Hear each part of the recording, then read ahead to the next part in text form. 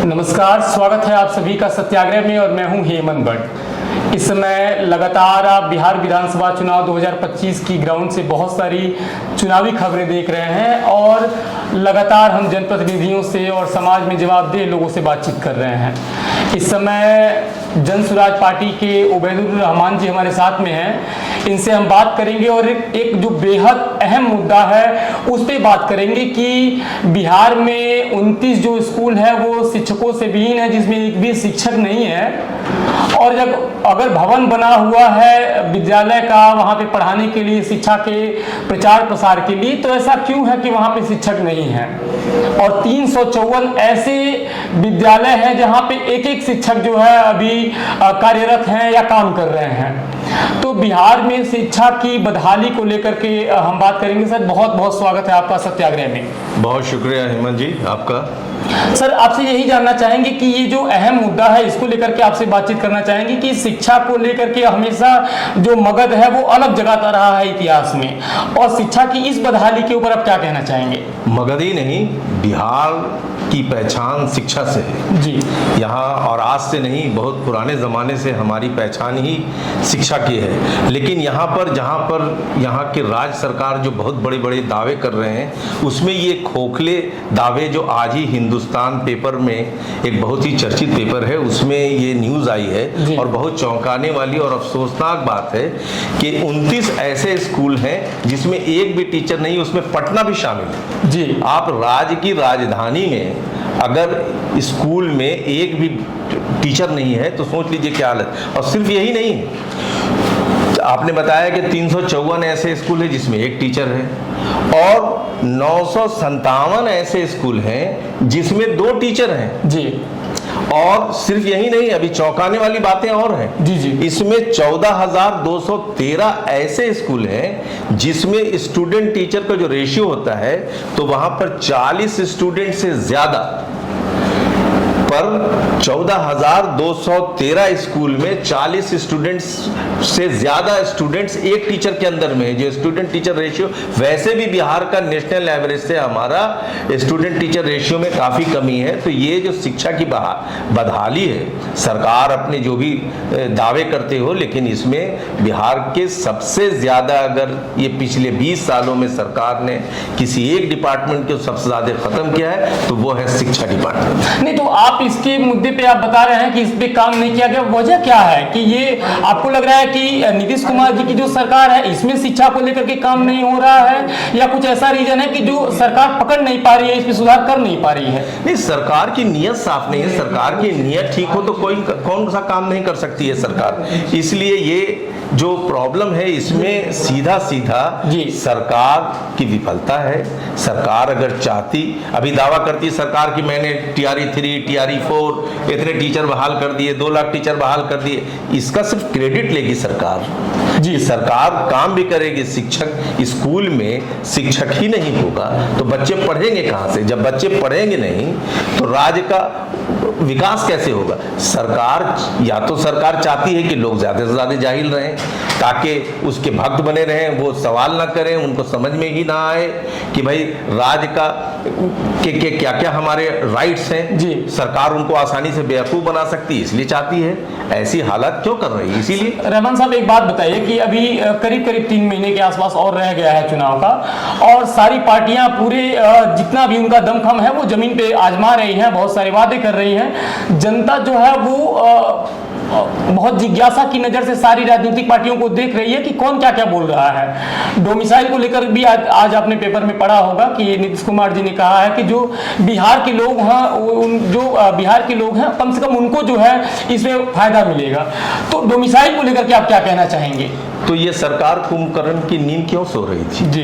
अगर यही करना था, ये जो बच्चे रोड पे लाठी खा रहे थे इनको बचा लेते। ये लड़कों जो इतने दिनों से परेशान है तो सरकार उसको इतने दिन पहले से बहाली कर ले। सरकार ऐसा काम ही क्यों करती है? और ये सारे काम इलेक्शन के नजदीक ही क्यों कर रही है? जब उसके बाद कुछ दिन के बाद आचार संहिता लग जाएगा, सरकार बोलेगी कि हमने बातें कर दिए थे लेकिन किया कुछ नहीं। ये सारे सिर्फ और सिर्फ इलेक्शन को ध्यान में रख करके किया जा रहा है। इससे जनमानस को कोई फायदा नहीं है। आप चीजें मान रहे हैं, पहले मान लेते, इसमें क्या प्रॉब्लम था? किसने रोका था सरकार को? पहले कर लेते। हम एक्सक्लूसिव बातचीत कर रहे हैं सत्याग्रह पे, और लगातार जो चुनावी मुद्दे हैं उनको आपको जानना पड़ेगा, समझना पड़ेगा। अगर आप बेरोजगार हैं या बिहार से पलायन कर रहे हैं या किसी रोजगार में है, जो भी आप अपने जीवन में, आधुनिक जीवन में जो भी काम कर रहे होंगे, उन सारी चीजों को छोड़ करके ये चीज आपको समझना होगा कि सरकार जो आपके लिए जमीन पे काम कर रही है वो मुद्दे आपको कितना छू रहे हैं, कितना प्रभावित कर रहे हैं। और आज जो बिहार की परिस्थिति है, जो पलायन जो बढ़ता जा रहा है, या जो अलग अलग जगहों से आपको घटनाएं सुनने को मिल रही हैं, इसमें आम आदमी, ऐसा नहीं है कि इसके पहले घटनाएं नहीं है, बहुत सारी घटनाएं होती हैं। लेकिन आज के समय में सरकार से जो परेशान, जो शोषित आम आदमी है, जब वो पुलिस के पास जाता है और पुलिस उसे सही न्याय नहीं दे पाती है, तो जो असंतोष फैल रहा है, उन्हीं सारी चीजों को लेकर के हम मुद्दों पे, जमीन पे बात कर रहे हैं और लोगों से जानने का प्रयास कर रहे हैं कि वो समाज से या सरकार से कितना संतुष्ट है या असंतुष्ट है। सर, एक बात बताइए कि जन स्वराज पार्टी लगातार काम कर रही है, बिहार के अलग अलग जिलों में उनकी यात्राएं हो रही हैं, अलग अलग मुद्दों को लेकर के वो कार्ड बना करके भी दे रहे हैं कि परिवार लाभ कार्ड है, अगर आपके पास ये रहेगा तो भविष्य में आपको इसके लिए बहुत सारे फायदे मिलेंगे।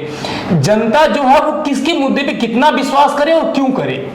देखिए, हम लोग जहां जा रहे हैं वहां लोगों की जो समस्याएं हैं उस पे बात कर रहे हैं जी। जो वादे हम लोगों ने किए हैं वो जनता से जुड़े हुए वादे, जैसे सबसे बड़ा हमारा जो सबसे बड़ी चीज़ है वो ये है कि हम लोगों ने कहा कि हम लोग जब सरकार जन स्वराज पार्टी आएगी तो अभी जिस पे हम लोग बात कर रहे थे शिक्षा की बदहाली पे, तो सबसे पहले तो हम आपको ये बता दें कि हम लोग कितने ज़्यादा डेडिकेटेड हैं शिक्षा से। इसलिए हम लोगों ने मांग के, इलेक्शन कमीशन से मांग के स्कूल का बस्ता लिया है, ये बताने के लिए कि हम शिक्षा पे काम करेंगे। प्लस हम लोगों ने ये भी वादा किया कि जो हर क्षेत्र में जो गरीब बच्चे हैं उनको अच्छी शिक्षा दी जाएगी।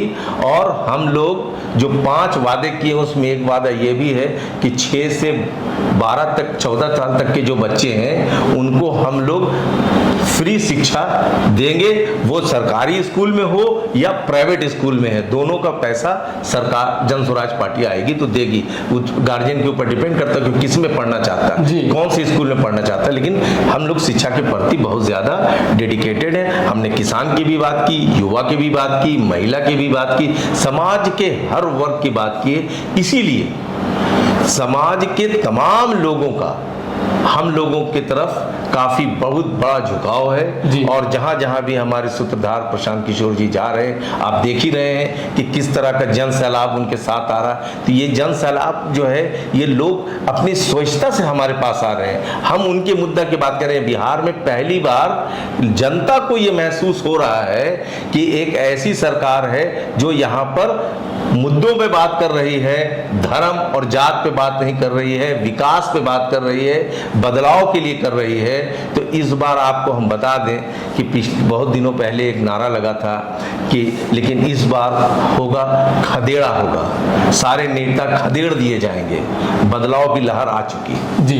अभी जन स्वराज को लेकर के जितना भी कैंपेन हो रहा है बिहार में, आप लगातार देख रहे हैं। हम भी पीके फैक्टर को लेकर के बिहार के अलग अलग जिलों में जा रहे हैं, लोगों से बातचीत कर रहे हैं कि वो क्या सोच रहे हैं पार्टियों के बारे में, चुनाव के बारे में, और आमतौर पे ये जो विधानसभा चुनाव है वो मुद्दों पे है या नहीं है।